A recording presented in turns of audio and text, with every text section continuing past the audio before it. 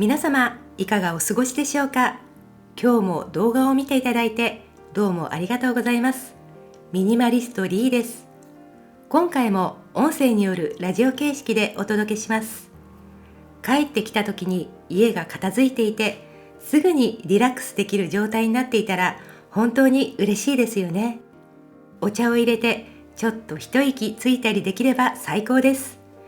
でも実際は忙しい期間が続いたりすると床とかテーブルの上が散らかってしまったり、不要品が溜まっていたり、慢性的に物が多い状態でそれが当たり前になってしまっている方もいらっしゃると思います。家に帰ってきて床に散らばった荷物をまたいで歩いて、段ボールにつまずいて、床に落ちている洋服を飛び越えて、ほこりが部屋の隅を待っている。こんな生活はもう嫌だと思ったら、ぜひこの動画を最後まで見てください。チャンネル登録、いいねボタンもぜひよろしくお願いいたします。この動画に沿って捨て活をしていくと、今まで何度もやろうとしたけど捨て活ができなかった方も家をすっきりときれいにすることができるようになります。捨て活には難しい理屈はありません。とにかく不要なものを部屋や家から出すことです。ここ数年使っていないもの、直そうと思っていたけど放置していたもの、これをまず追い出してください。過ごしやすいように部屋を整えたり整理整頓するのはその後です。まずは自分が一番長い時間を過ごす場所から始めることをお勧めします。例えば仕事部屋とか一日の大半を過ごす部屋です。自分にとって一番大事な場所だし、使いやすさとか使いにくさを一番実感している場所だと思います。または子供とか同居人とか家族が複数人数いる場合は、例えばキッチンとかリビングとか家族が一番長い時間を過ごす場所から始めるのも一つの方法です。この動画でお話しする順序や方法で捨て活をしていけば、必ず部屋や家はすっきりします。では早速行ってみましょう。1、床から始める。まずは床に直置きしているものから始めましょう。決まった置き場所に戻したり、不要品なら部屋の外や家の外に出しましょう。床に直置きしてあるものは次の3つの種類に分けられます。使っているけど置き場所が決まっていないもの、不要品やゴミ、最近買って家に入ってきたけれども置き場所が決まっていないもの、この3種類です。床に直置きしてあるものは行き場所もなくて、いつも右へ行ったり左へ行ったり住所のないものです。ぶつかったり踏まないようにまたいだり避けて歩かないとならないし、家の中を歩くときも気をつけなくちゃいけないから疲れてしまいますよね。いつも使っているものなら引き出しとか棚とかちゃんと住所を決めてあげてそこに入れましょう。住所が決められないようなものはおそらく不要品で、どこに置いたらいいかわからないものだったりします。手放しましょう。床に直置きしてある段ボール箱は開けて中身を見てみましょう。長年開けていなかったものほど中身が不要品である可能性が大です。ずっと使っていなかった家電とか大きなものが入っている場合は、今後使う可能性がないならすぐに手放しましょう。今までずっと使っていなかったものならおそらく必要なものはないでしょう。また段ボール箱の中にちょこちょこ細かいものが入っている場合もあります。古いメモとか名刺とか、何の部品かわからないパーツやネジや釘、ケーブル類、使いかけのノート、ペン、置物、飾り物なんかが入っているかもしれません。これは今までなくてもずっと不自由しなかったものばかりだと思うので、もう全捨てです。また最近買ったばかりでまだ段ボールを開けていない場合は、開封して中身を取り出してすぐに段ボール箱を畳んでリサイクルに出すために玄関に出してください。そして資源ごみの回収日には家からすぐに出してください。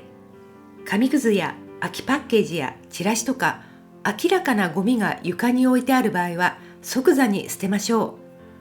う。とにかくまずは床の上の直置きをすべてなくすというのを目標にしてみましょう。床をリセットできればかなり部屋がすっきりすると思います。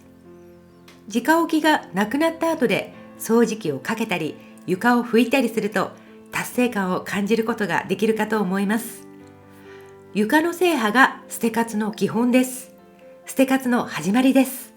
まず床を何とかしましょう。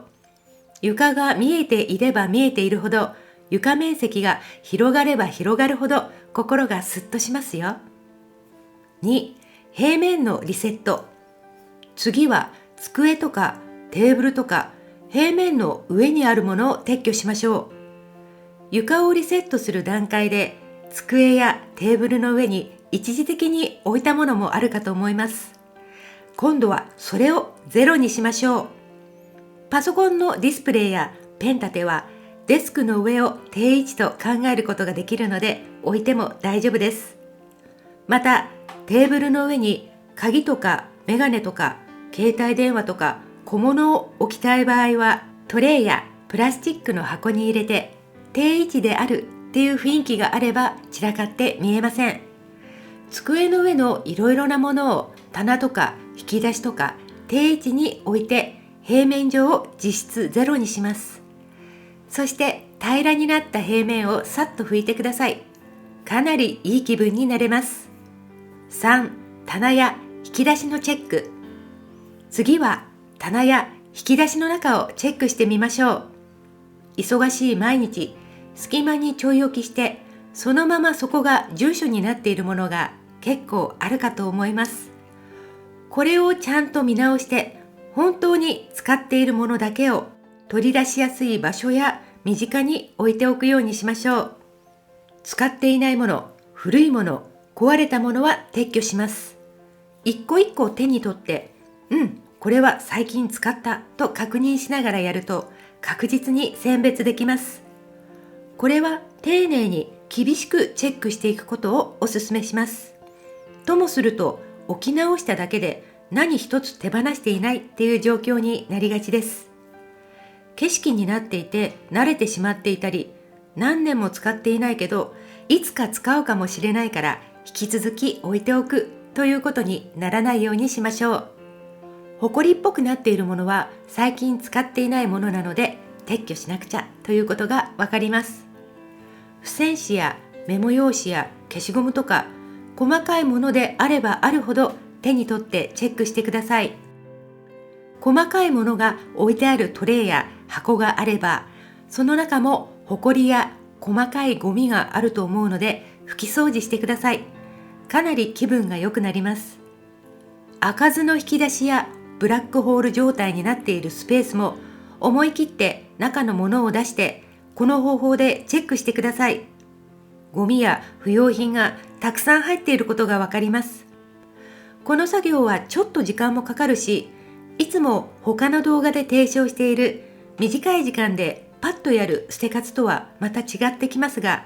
この作業をすることによって家が本当にすっきりするし、自分が使っているもの、本当に必要なものだけを取り出しやすい場所に置くことができるので、毎日の便利さが劇的に改善されます。ちょっと時間をとってじっくりやってみましょう。4、置き方の優先順位。取り出しやすい場所に不要なものが混在していると邪魔になるし、必要なものが取り出しにくくなってイライラするし、効率的ではないですよね。これって本当にここに必要っていう質問をしながら進めていきます。並べ方にも注意が必要です。置き方の優先順位は取り出しやすさなんです。毎日使っているものは一番取り出しやすい手前に置いて、使用頻度が少ないものは奥の方にしまいましょう。例えば背の高い順に並べるとか、色がきれいに見えるようにグラデーションに並べるとか、見た目の美しさは一切考えないようにしましょう。使っているか使っていないかだけを基準にして取り出しやすさだけを考えましょう。5、並べ直すだけではダメ。捨て活では物を並べ直すだけではダメです。半分ぐらいに減らす気持ちで取り組みましょう。ぎゅうぎゅうに詰め直すのではなくて、隙間のある配置になるようにしましょう。そして最近使った？使っていない？っていう質問を常に忘れないようにしましょう。そして使っていないものは手放しましょう。6、ほこりを取りながらやる。捨て活を気分よく進めるには、ほこりだらけのまま置き直さないっていうのがポイントです。ずっとそこにあったものは大抵はほこりだらけになっています。そういったものは拭きながら捨て活していくと気持ちよくできます。また、ほこりをかぶったものはずっと使っていないものなので手放す基準にもなります。どうしても持ち続けたい場合はアクセスしやすい場所ではなくて奥の方にしまいましょう。バケツに水を入れて濡れ布巾を何度もすすぐのが面倒であればウェットティッシュで拭いてもいいと思います。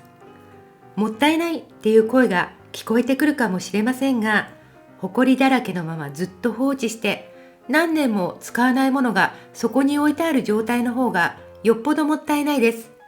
使わないものを持ち続けているスペースや時間や気力がもったいないです。7、同じものをチェックする。同じものがいくつもある場合は、古いもの、壊れているものを手放しましょう。例えば、ペンが何十本もある、付箋紙が何十個もある、ケーブル類が何十本もあるっていうことは結構ありがちです。輪ゴム、クリップ、レジ袋、紙袋も要注意です。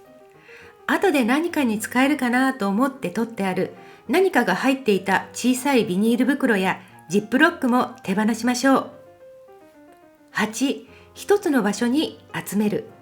こまごました小さいものは家の中のいろいろな場所に置いてあることが多いですね。そういったものを一つの決まった場所に集めましょう。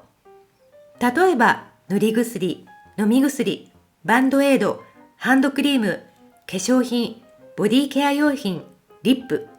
こういったものがありますが、捨て活しながらこういったものを見つけたらそれを一箇所に集めておきましょう。なくなっているのかまだ使えるのかわからない電池なんかも家のいろんな場所にあるかもしれません。捨て活しながら見つけたら集めておいて、今現在使っているもの、使用期限内のもの、使えるものだけを残してあとは捨てましょう。9、イライラする原因を取り除く。何かを出したいときに、例えばぶら下がっている電源ケーブルが邪魔になって引き出しが開かない、物が取り出しにくいっていう場合、置き方を改善する必要があります。また、物を取り出そうとするたびに何かが倒れてきたり、何かが引っかかって出てこなかったり、紐やコードが引っかかって芋づる式に他のすべてのものが出てきてしまう。こんな時も置き方を改善しなければなりません。また、パンパンに物が入っていて引き出しが開かない、閉まらない、物が取り出せないということがよくあります。こういった場合は物の持ちすぎです。手放しましょう。手放して数を減らした上で取り出しやすいように置き方を変えましょう。10、書類、紙類。印刷したけど再度見ることはないプリントアウトや、保存しようと思って印刷したけど用が済んだ印刷物は全捨てです。印刷したレシピなんかが溜まっている方も多いかもしれません。私も以前は白紙の裏側がもったいないと思って裏紙に印刷しようと溜め込んでいたんですが、裏紙に印刷したりメモ書きすると何が本当に重要な情報なのかがわからなくなるのでやめました。行政からのお知らせとか申請書、領収書なんかも用が済んだ書類は廃棄しましょう。ただし、経理関係の書類は注意が必要です。税務関係の書類は7年から10年保存する必要があるので、自営業や法人の方は気をつけましょう。11、インテリア小物や飾り物。部屋を素敵にしたいと思って買って長年家にあるんだけど、結局一度も使っていないものがあったら、これを機会に手放しましょう。例えばキャンドルホルダーとかアロマランプとかおしゃれな間接照明とか、置き場所を考えずに衝動買いしてしまったものもありがちです。また置いてはあるんだけど埃をかぶっていたり、他の荷物や日用品と一緒に雑多に置いてある場合も同様です。手放しましょう。12、賞味期限が切れたもの。賞味期限が切れたものは美味しくないです。賞味期限が切れてるけど見た目大丈夫そうだし使っちゃおうかなと思う時もありますが、実際食べてみると美味しくない時もあるし、大丈夫かなと思いながら食べるのもなんとなく不安ですよね。せっかく時間や他の材料にお金をかけたのに、一つの食材が賞味期限が過ぎていたせいで味が台無しになってしまってはもったいないですよね。賞味期限が切れたものは捨てましょう。さて、ここまでで床、平面、棚や引き出しという順序で捨て活を進める際の具体的な方法のお話をしてきましたが、次に捨て活を始めるときに最も重要なお話をします。13、捨て活は単独行動で。これはとっても大事です。掃除や洗濯や炊事なら大いに家族に手伝ってもらいたいところですが、捨て活は単独で行うことをお勧めします。家族が出かけているとき、家に一人のときに進めることをお勧めします。そしてできれば今捨て活をしているとか、これから捨て活をしようと思っているということでさえ内密にしておいた方がいい場合もあります。家族や同居人が家にいるときに捨て活を始めると、手伝うよと言ってくれるかもしれませんが、手伝ってくれるとなるとちょっと面倒なことになりがちです。大抵の場合は、捨てるの？もったいない。まだ使えるのに。いつかそのうちきっと使うよ。とおそらく言うでしょう。捨て活のことをよく知らない方の場合は、そういう流れになるのが自然です。でも、捨てることに反対されたり、なぜ捨てたいのかを説得したりするだけで、エネルギーと時間がかかって疲れてしまいます。そして対立しそうになって遠慮して、結局何も捨てられないものを置き直すだけということになってしまうかもしれません。逆に、使ってなさそうだからあれも捨てれば、これも捨てればとか、捨て活って言ってたのに全然捨ててないねという感じでせかされて判断が鈍って思いもしなかったものを捨ててしまう可能性もあります。捨て活は集中して行うことが大切です。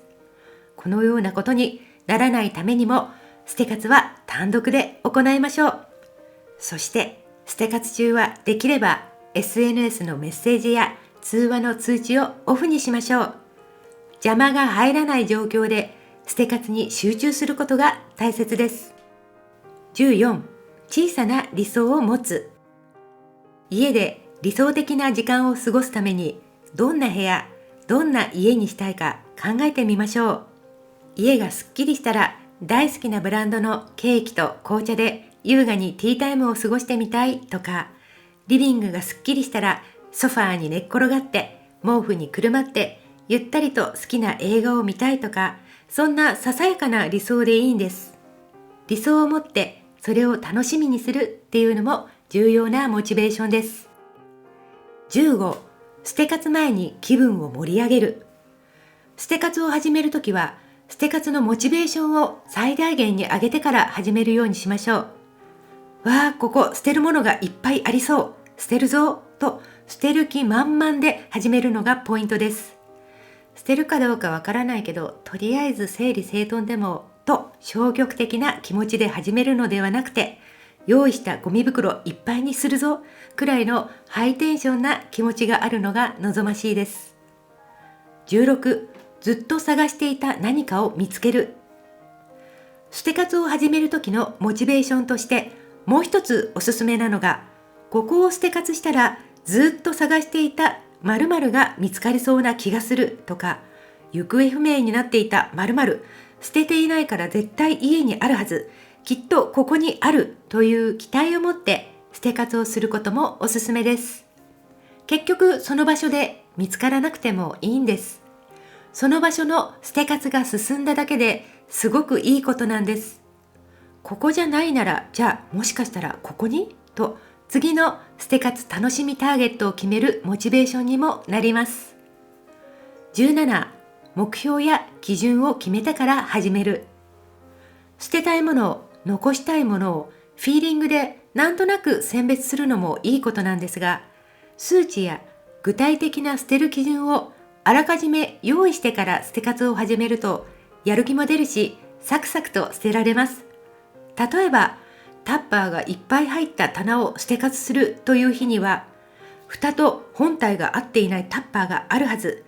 今日は合っていないタッパーを徹底的に探して捨てるという目標と基準を決めて始めるんです。また、服の場合だと、今日は2年着ていなかった冬服を手放す、10着までに減らすという数値目標を立ててもいいでしょう。基準がはっきりしていれば手放しやすくなるし、ゲーム感覚で取り組むことができます。18、勢いも大切。捨て活を始めてちょっと乗ってくるとエンジンがかかってきます。これを捨てるならこれもいらないんじゃない？じゃあこれもいらないと思い切れます。思い切りや勢いって大事です。一つ目を手放すまでが大変なんですが、二つ目、三つ目といくとどんどん加速してきます。19、常に捨て活モードになる。捨て活は1回だけやればいいものではなくて、ずっと続けていく必要がある一生ものの活動なんです。捨て活を楽に続けていくには、常に捨て活モードになっていることがおすすめです。